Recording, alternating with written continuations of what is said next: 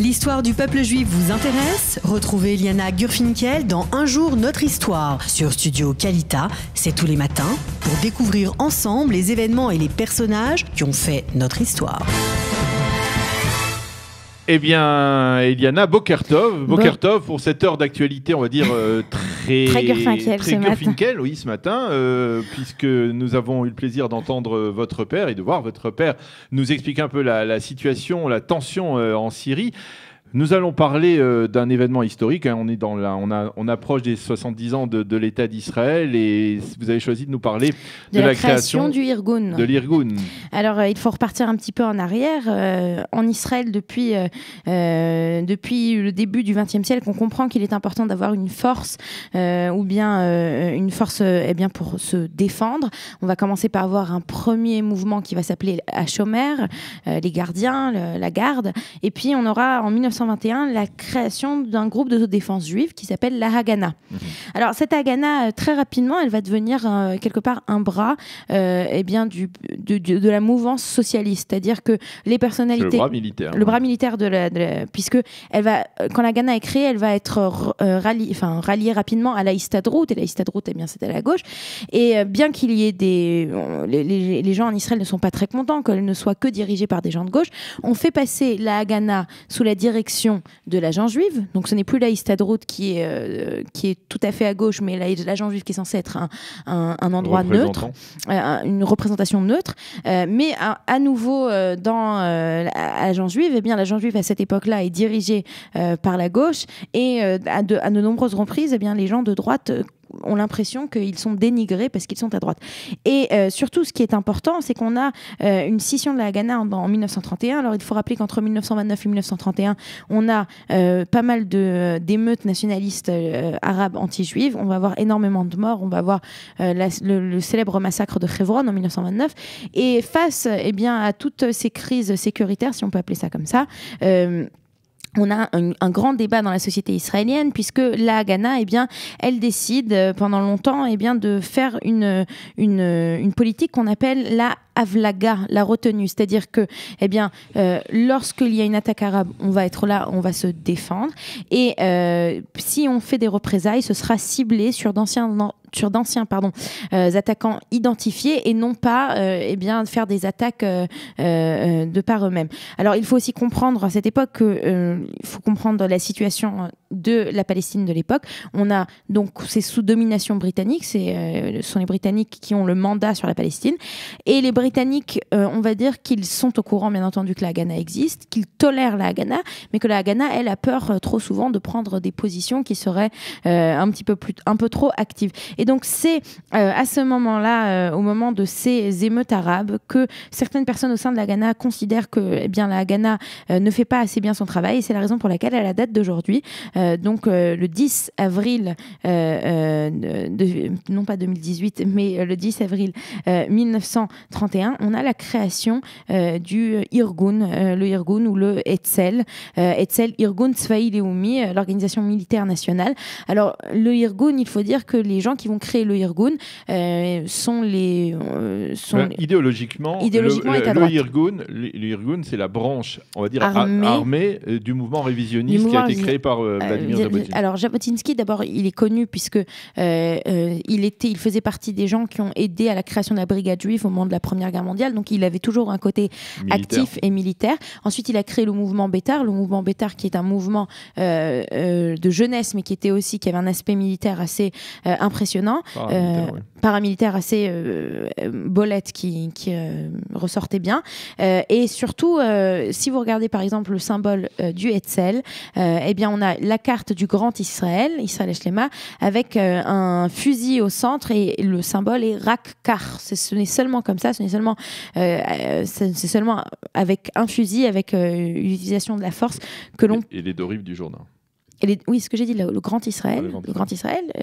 Et ce n'est seulement comme ça, seulement ainsi qu'on arrivera à la création de l'État d'Israël. Alors, pendant ces années-là, donc, on a le Irgun qui va, à côté de la Haganah, mais de façon complètement différente, essayer de faire avancer, d'abord de protéger les populations israéliennes, ensuite de faire des représailles contre les populations arabes, afin que les populations arabes aient peur et ne continuent pas de faire des attentats. Et c'est surtout le Irgun, ce qui est important, c'est juste avant la création de l'État d'Israël et jusqu'à la création de Tsahal, le Irgun va être extrêmement présent, va se battre.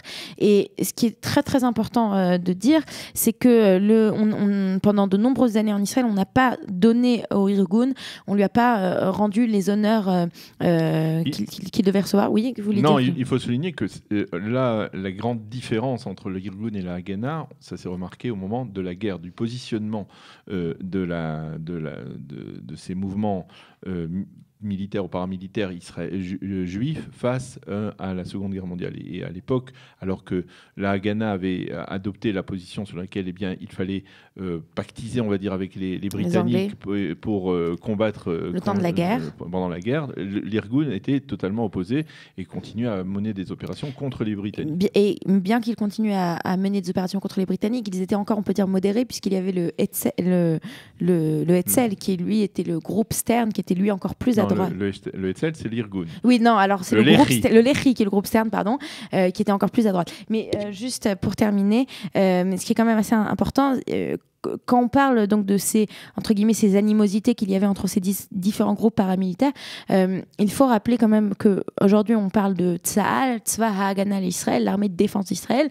Pour nous, ça nous parle en tant que juifs parce qu'on se dit qu'on est une armée de défense, mais le terme Tsahal n'a pas le nom n'est pas seulement le nom de Tsahal parce que c'est une signification qui est assez intéressante, mais c'est surtout puisque c'était la volonté de Ben Gurion à l'époque de mettre le Haganah de Tsahal au centre de ce nouveau nom et de dire que le Tsahal était la continuité de la Haganah. Il y a un chercheur à l'université d'Ariel qui a écrit qui a fait énormément de recherches sur le sujet et qui a parlé justement de la façon dont l'État d'Israël entre 1948 et 1977, donc jusqu'à la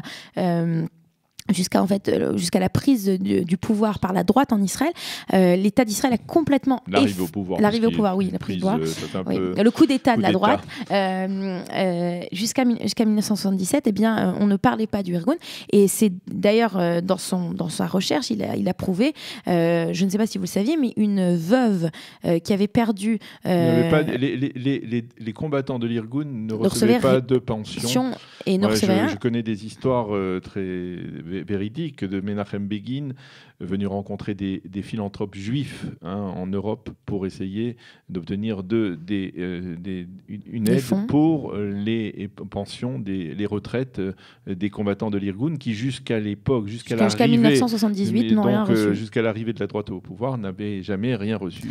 Pour parler de discrimination. De discrimination, voilà. Et c'est très important de le rappeler puisque il faut dire qu'au moment peut-être on peut penser que le Irgun, les années d'avant la guerre d'indépendance, peut-être c'était pas très bien ce qu'il faisait ou pas, mais au moment de la guerre d'indépendance, les gens se sont battus avec la même force, le même courage pour l'État d'Israël, et c'était donc... il faut rappeler, historiquement, c'est vrai que historiquement, le Irgun a été responsable de plusieurs attentats, en particulier, on se souvient de l'attaque contre le King David, contre qui était le quartier général des forces britanniques à l'époque en Palestine mandataire. Mais il faut souligner qu'au moment de la création de l'État d'Israël, Ben Gurion dissout le Palmar, de la Haganah, etc. L'ensemble des forces Menachem Begin, à l'époque, c'est l'époque de l'Altalena dont on a déjà parlé, Menachem Begin fait rentrer les forces de l'Irgun dans l'armée israélienne, à l'exception d'une brigade qui est à Jérusalem. C'est la raison pour laquelle il fallait conserver des armes qui étaient sur l'Altalena pour cette brigade qui défendait Jérusalem, des brigades de l'Irgun. Et il y a eu des rivalités même pendant la guerre d'indépendance, puisque l'Irgun va conquérir la ville de Yafo, et que à ce moment-là, mais c'est donc à cette période, on est en juin 48, et à cette époque, David Ben Gurion craint que l'Irgun reprenne le devant et que domine par sa victoire, sa victoire à Yafo, et c'est la raison pour laquelle apparemment il est possible, on a affirmé que David Ben Gurion a donné l'ordre de tirer sur le bateau de l'Altalena. Donc il y a mais finalement, effectivement, après l'Altalena, les forces de l'Irgun vont rentrer dans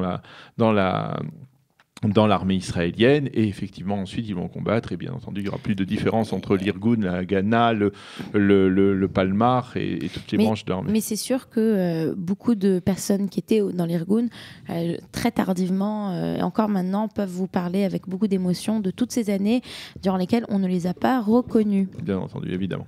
Voilà. Merci Eliana de nous avoir rappelé l'histoire de l'Irgun qui a été fondée donc en 1931, le 10 avril, c'était il y a donc maintenant on va dire 87 ans. Vous êtes bon en maths, hein, bravo Daniel. Merci beaucoup Eliana, nous avons marqué une pause musicale, David, une pause musicale, et tout de suite après, si c'est possible, tout de suite après la revue de la presse et des médias israéliens. Vous aimez l'histoire juive ? Retrouvez Liana Gurfinkel dans Un jour notre histoire sur Studio Kalita, c'est tous les matins, pour découvrir ensemble les événements et les personnages qui ont fait notre histoire.